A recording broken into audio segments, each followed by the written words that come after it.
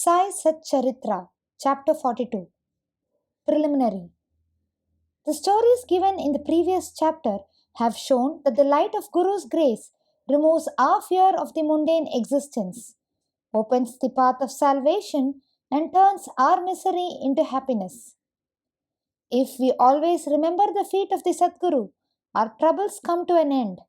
Death loses its sting, and the misery of this mundane existence is obliterated. Therefore, those who care for their welfare should carefully listen to these stories of Sai Samarth, which will purify their minds. Previous indication. The readers up till now heard the stories of Baba's life. Let them now hear attentively Baba's passing away. Baba got a slight attack of fever on 28th September 1918.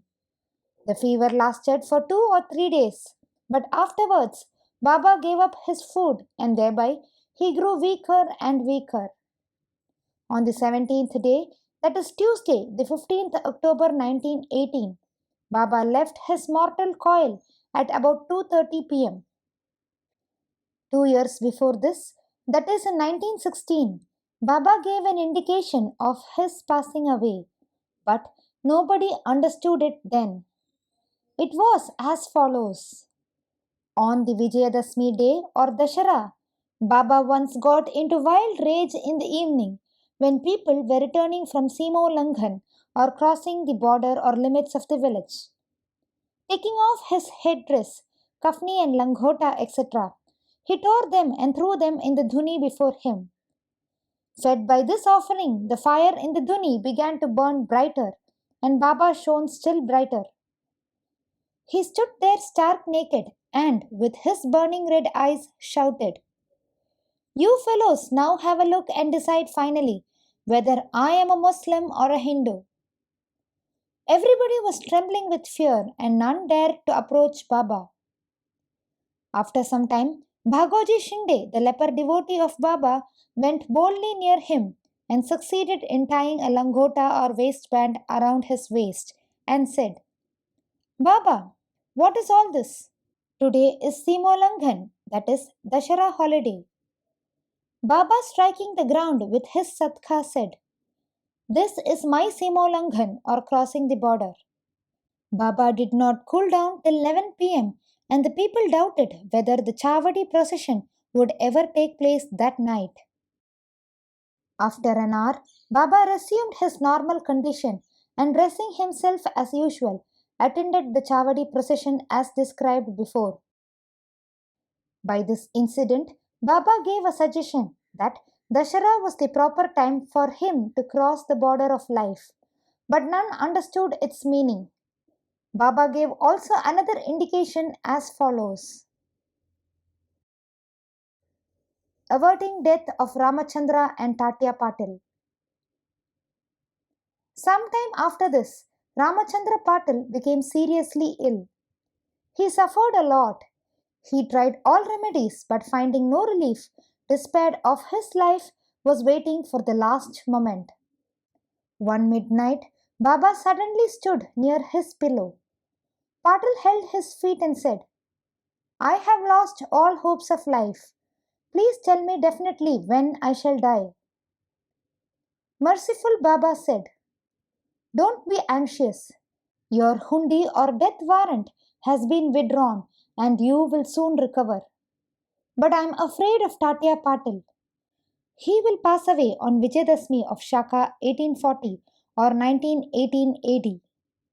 Do not divulge this to anybody, nor to him, for he will be terribly frightened." Ramachandra Dada got well, but he felt nervous about Tatya's life, for he knew that Baba's word was unalterable, and that Tatya would breathe his last within 2 years. He kept this hint secret, told it to none but one Bala Shimpi, a tailor. Only these two persons, Ramachandra Dada and Bala Shimpi, were in fear and suspense regarding Tatya's life. Ramachandra Dada soon left his bed and was on his legs. Time passed quickly. The month of Bhadrapad of Shaka 1840 or 1918 AD was ending and Ashwin was in sight. True to Baba's word, Tatya fell sick and was bedridden, and so he could not come for Baba's darshana. Baba was also down with fever. Tatya had full faith in Baba and Baba in Lord Hari, who was his protector. Tatya's illness began to grow from bad to worse, and he could not move at all, but always remembered Baba. The predicament of Baba began to grow equally worse. The day predicted, that is, Vijayadashmi, was impending, and both Ramachandra Dada and Bala Shimpi were terribly frightened about Tatya, and with their bodies trembling and perspiring with fear, thought that as predicted by Baba, Tatya's end was nigh. Vijayadashmi dawned and Tatya's pulse began to beat very slow, and he was expected to pass away shortly. But a curious thing happened. Tatya remained. His death was averted, and Baba passed away in his stead. It seemed as if there was an exchange. People said that Baba gave up his life for Tatya. Why he did so? He alone knows, as his ways are inscrutable. It seems, however, that in this incident, Baba gave a hint of his passing away, substituting Tatya's name for his. Next morning, on 16th October, Baba appeared to Das Ganu at Pandarpur in his dream and said to him, "The masjid collapsed. All the oilmen and grocers of Shirdi teased me a lot. So I leave the place. I therefore came to inform you here. Please go there quickly and cover me with buckle flowers." Das Ganu got the information also from Shirdi letters. So he came to Shirdi with his disciples and started bhajan and kirtan and sang the Lord's name all through the day before Baba's samadhi. Himself weaving a beautiful garland of flowers studded with Lord Hari's name, he placed it on Baba's samadhi and gave a mass feeding in Baba's name. Charity to Lakshmi Bai. Dashara or Vijayadashami is regarded by all the Hindus as the most auspicious time, and it is befitting that Baba should choose this time for his crossing the border line. He was ailing some days before this, but he was ever conscious internally. Just before the last moment, he sat up erect without anybody's aid and looked better. People thought that the danger had passed off and he was getting well. He knew that he was to pass away soon, and therefore he wanted to give some money as charity to Lakshmi Bai Shinde. Baba pervading all creatures. This Lakshmi Bai Shinde was a good and well-to-do woman. She was working in the masjid day and night.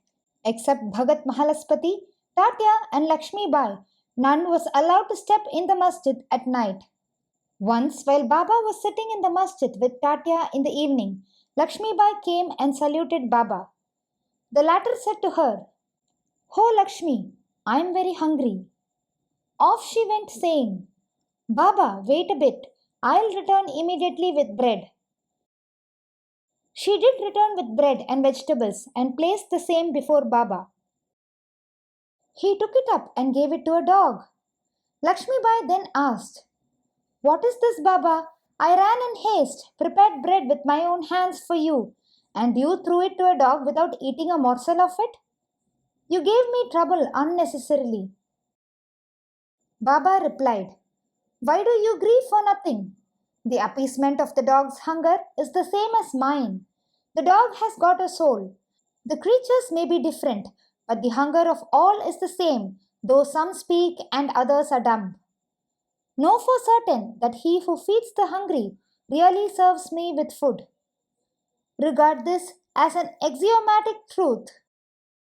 This is an ordinary incident, but Baba thereby propounded a great spiritual truth and showed its practical application in daily life without hurting anybody's feelings. From this time onward, Lakshmi Bai began to offer him daily bread and milk with love and devotion. Baba accepted and ate it appreciatingly. He took a part of this and sent the remainder with Lakshmi Bai to Radha Krishna Mai, who always relished and ate Baba's remnant prasad. This bread story should not be considered as a digression. It shows how Sai Baba pervaded all the creatures and transcended them. He is omnipresent, birthless, deathless, and immortal. Baba remembered Lakshmi Bai's service. How could he forget her? Just before leaving the body, he put his hand in his pocket and gave her once rupees 5 and again rupees 4, in all rupees 9. This figure 9 is indicative of the 9 types of devotion described in chapter 21, or it may be the dakshina offered at the time of Simolangan. Lakshmi Bai was a well to do woman and she was not in want of any money. So, Baba might have suggested to her and brought prominently to her notice the 9 characteristics of a good disciple mentioned in the 6th verse of chapter 10, Skanda 11 of the Bhagavad, wherein first 5 and then 4 characteristics are mentioned in the first and second couplets. Baba followed the order, first paid rupees 5 and then rupees 4, in all rupees 9. Not only 9, but many times 9 rupees passed through Lakshmi Bai's hand. But Baba's this gift of 9 she will ever remember. Being so watchful and conscious, Baba also took other precautions in his last moment. In order that he should not be embroiled or entangled with love and affection for his devotees, he ordered them all to clear off. Kaka Sahib Dikshit, Bapu Sahib Bhuti, and others were in the masjid, anxiously waiting upon Baba. But he asked them to go to the Vada and return after meals. They could not leave Baba's presence, nor could they disobey him. So, with heavy hearts and heavy feet, they went to the Vada. They knew that Baba's case was very serious and that they could not forget him. They sat for meals, but their mind was elsewhere. It was with Baba. Before they finished, news came to them of Baba's leaving the mortal coil. Leaving their dishes, they ran to the masjid and found that Baba rested finally on Bayaji's lap. He did not fall down on the ground, nor did he lie on his bed, but sitting quietly on his seat and doing charity with his own hand, threw off the mortal coil. Saints embody themselves and come into this world with a definite mission, and after that is fulfilled, they pass away as quietly and easily as they came. Bow to Sri Sai, peace be to all.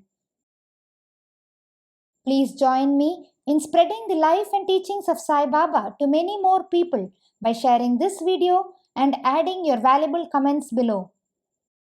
Om Sai Ram.